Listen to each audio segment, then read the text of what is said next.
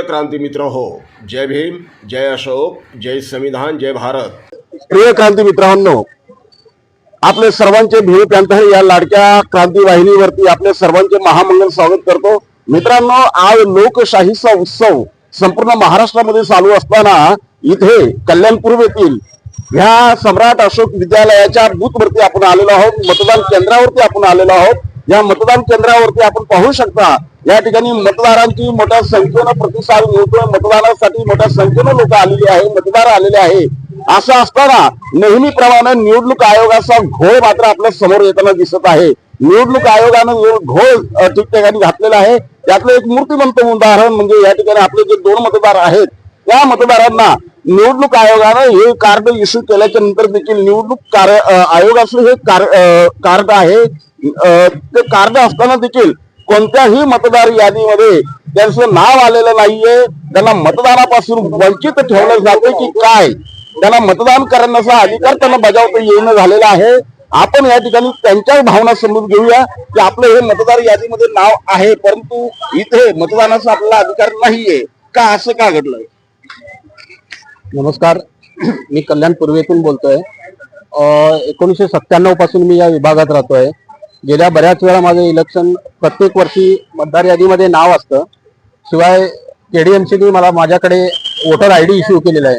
गेल्या वर्षीपर्यंत मी मतदान करत होतो, परंतु ह्या वर्षी मी जवळजवळ 5-6 बूथ वरती एन्क्वायरी केली। कुठेही ना ऑनलाईन नाव दाखवतोय ना तुमच्या पावतीमध्ये नाव दाखवतोय, कुठेही नाव दिसत नाही आहे। गेले 1-1 वर्ष इलेक्शन कमिशनला वेळ असतो एक निवडणूक झाली की मतदान याद्या अपडेट करण्यासाठी, परंतु हा घोळ कायमचा झालेला आहे। गेल्या वर्षी माझ्या मिसेसचं नाव मतदार यादीतून काढलं होतं आणि ह्या वर्षी माझं नाव नाहीये। मी 10 वाजल्यापासून इकडे फिरतोय, अजूनपर्यंत मला मतदान मिळालं नाही। तुम्ही मतदानाचा हक्क हिरावत आहात असं माझं तुमच्यावरती ऑब्जेक्शन आहे इलेक्शन कमिशनवरती। आणि जर तुम्ही मतदान कार्ड मला इश्यू केलेला आहे, वोटर आयडी इश्यू केलेला आहे, तर ते कुठल्या बेसवरती इश्यू केलं, हा एक माझा प्रश्न आहे। माझ्यासोबतच अजूनही काही माझे मित्र आहेत, त्यांचाही सेम प्रॉब्लेम आहे। तुम्हाला जर मतदार लोकांना असा त्रास करायचा असेल तर काय बोलू शकत नाही आम्ही त्याच्याबद्दल। या ठिकाणी प्रभाग क्रमांक 15 मधील आणखीन एक मतदार आहेत की ज्यांचंही नाव मतदार यादीतून गाळल्या गेलेलं आहे। त्यांच्याकडे कार्ड आहे, निवडणूक आयोगाने दिलेलं कार्ड आहे, इलेक्शन कार्ड आहे, परंतु मतदार यादीतून नाव गहाळ झालेलं आहे। आपण त्यांच्याकडून त्यांच्या भावना समजून घेऊया। हॅलो, नमस्कार। हे आजपर्यंत आम्ही वोटिंग करत आलो, परंतु आता मी 10 ठिकाणीचे एन्क्वायरी केली, ना ऑनलाईन ना मतदार लिस्ट मध्ये कुठेही नाव नाही। हे काय जाणून बुजून गाळलेलं आहे की काय आम्हाला कळत नाही। या ठिकाणी मित्रांनो आपण पाहू शकता की या निवडणूक आयोगाचा जो अनागोंदी कारभार आहे तो या ठिकाणी आहे। आपल्या इथे हे सुद्धा एक मतदार आहेत, आपलं नाव काय? दिनेश गायकवाड। दिनेश गायकवाड हे जे मतदार आहेत ते आपला मतदानाचा अधिकार बजावण्यासाठी डॉक्टर बाबासाहेब आंबेडकरांनी दिलेला अधिकार बजावण्यासाठी या ठिकाणी आलेले असताना त्यांना मतदानापासून वंचित ठेवलं जाते। याला एकमेव कारण म्हणजे निवडणूक आयोगाचा गचाळपणा, अनागोंदीपणा आणि नाकर्तेपणा याला कारणीभूत आहे। मित्रांनो, या ठिकाणी अशा अनेक उदाहरणं आपण पाहू शकतो की ज्यांना मतदानापासून वंचित ठेवलं जाते। एक गोष्ट आम्हाला भारतीय संविधानानं फुकट दिलेली आहे, मतदानाचा अधिकार। तो एकमेव अधिकार आमच्याकडे असताना तो अधिकार सुद्धा इथं आमचा छिनला जात आहे, आमच्याकडून हिरावून घेण्यात येत आहे।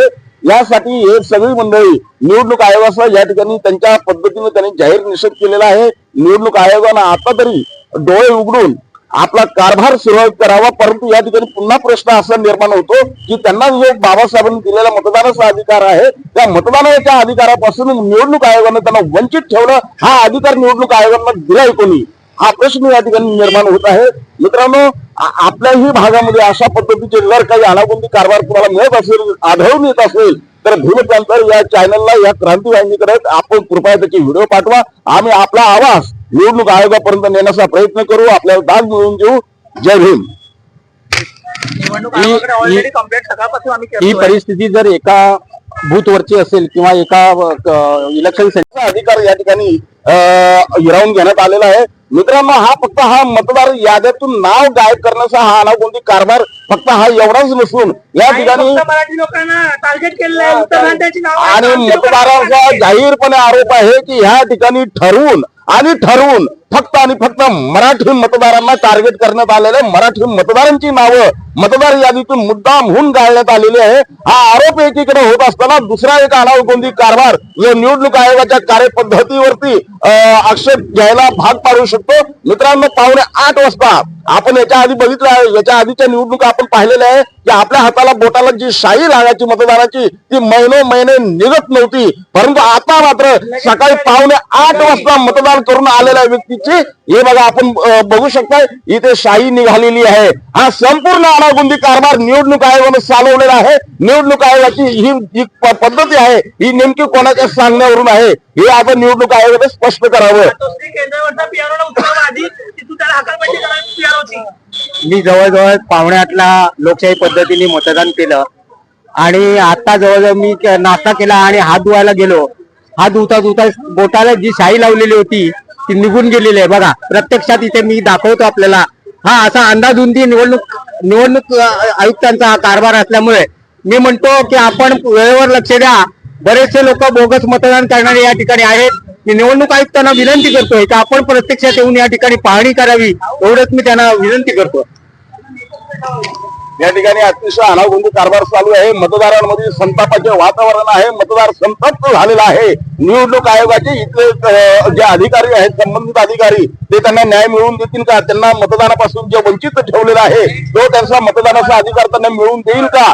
हा प्रश्न आता या ठिकाणी निर्माण झालेला आहे. निवडणूक आयोग न्याय देईल या व्हिडिओच्या माध्यमातून एवढंच आम्ही जाहीर आवाहन करतो. जय हिंद. क्रांती मित्र हो, भीम पॅन्थर या आपल्या हक्काच्या यूट्यूब चॅनलला कृपया सबस्क्राईब करून आम्हाला विषमतावादी शक्तींच्या विरोधात लढण्यासाठी बळ द्या, शक्ती द्या, ऊर्जा द्या. कमेंट करा, लाईक करा, शेअर करा.